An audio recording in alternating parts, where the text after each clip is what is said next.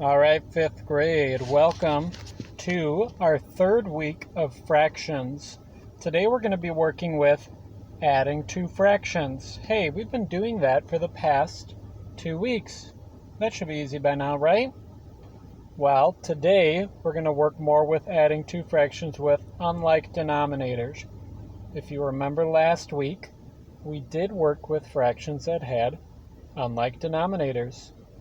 But now today the change and the challenge is both denominators must be changed. Both denominators must be changed. All right, let's take a look. First, let's review our rainbow fraction bar. All right, guys, so remember, the red bar at the top equals 1 whole. So I always like to imagine pi, 1 whole pi. If I cut it once, now all of a sudden I have a half and a half to make a whole. Well, what if somebody gives me a piece of pie that is a half of a piece of pie, and somebody else gives me another piece of pie, maybe the half is from an apple pie, and they give me a third of a blueberry pie? Well, if I eat them both, how much pie did I eat? That's what we're going to be looking at for our first example. 1/2 plus 1/3. Okay, let's take a look. Well, when I look at 1/2 and 1/3, I might think, oh man, how can I add that together? Because 2 and 3 are not alike. What I need to do is find a common denominator. Well, what's a number that is equal to a half? Well, let's take our straight edge, go straight down. Not a third. A fourth is. But is a third equal to a fourth? No. Let's continue on with our straight edge. How about a fifth? No. Keep going down. How about a sixth? Yes. Hey, look at that. I can break halves into sixths, and I can break thirds into sixths. So now I need to figure out how many sixths would I have if I ate a half of an apple pie and a third of a blueberry pie. Let's get rid of the rainbow fraction tiles for a minute. All right, guys, let's take a look. 1/2 and 1/3. Well, I'm going to need to change both of them. What denominator could I change them to?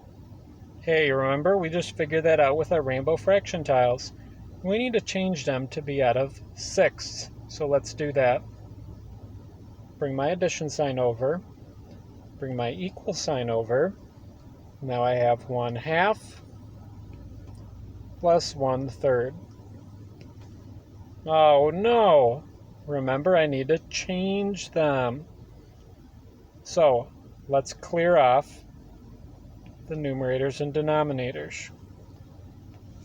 All right, now ask yourself, I know that my denominator needs to be a 6. How can you change a 2 into a 6? 2 times 3. 2 times 3 equals 6. Remember, when we work with fractions and we're changing the denominator, whatever I do to the bottom, I need to do to the top. Whatever I do to the denominator, I need to do to the numerator. What is 1 times 3? Hey, that's easy. It's 3. So 1/2 equals 3/6.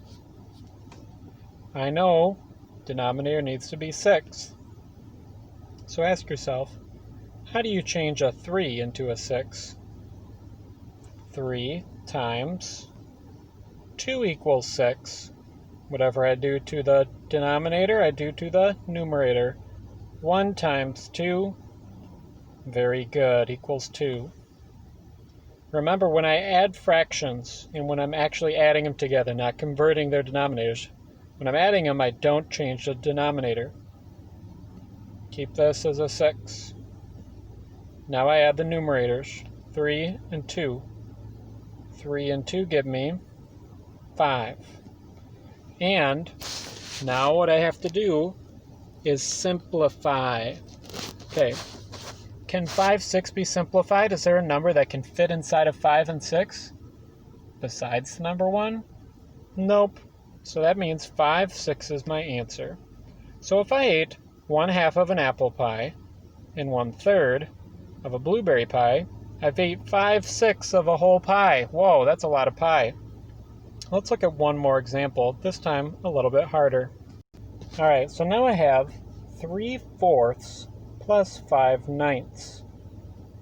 Okay, 3/4 plus 5/9. I need to convert it. I'll bring my addition sign over, bring my equal sign over. Remember, I'm looking at these denominators, 4 and 9. What common number can fit inside of 4 and 9?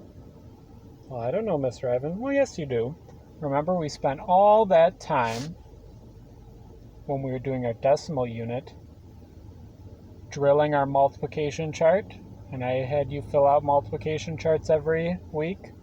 This is why we need to ask myself, what is a multiple of 4 that is the same as that of 9? Well, let's start counting the multiples of 4. 4, 8, 12, any of those with 9? No.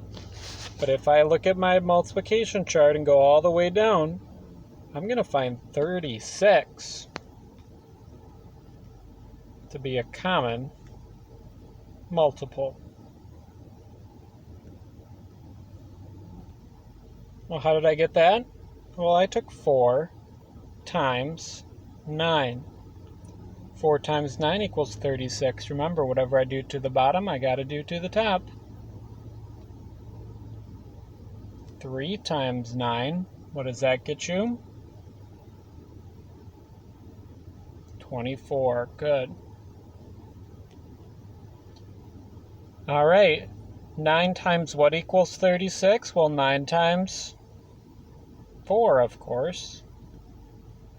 Whatever I do to the bottom, I do to the top. 5 times 4.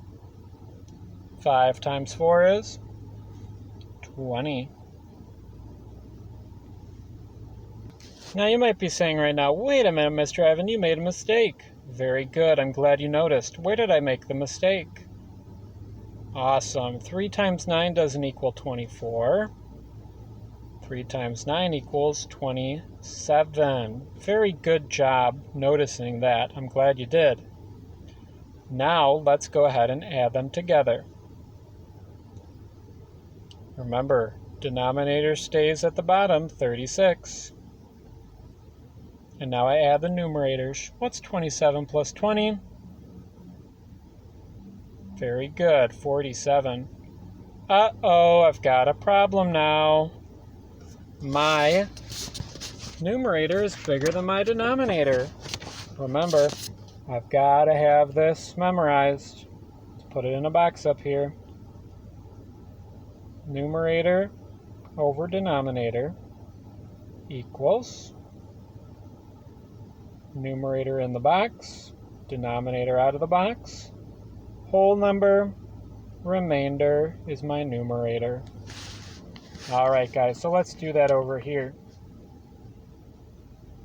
Which number should go in the box? Very good, 47. Means 36 goes out.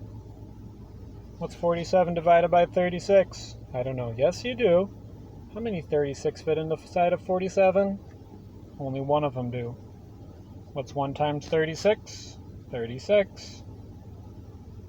Subtract it out. 7 subtract 6 is 1. 4 subtract 3 is 1, so I've got 1. Remainder, 11. I'm not done yet, though. What's my whole number? 1. What's my denominator? Still 36. What's my numerator? 11. Can I simplify that? No, I can't, because 11 is prime. So I get 1 and 11/36. All right, put that to practice today on your toucan fraction worksheet number 14.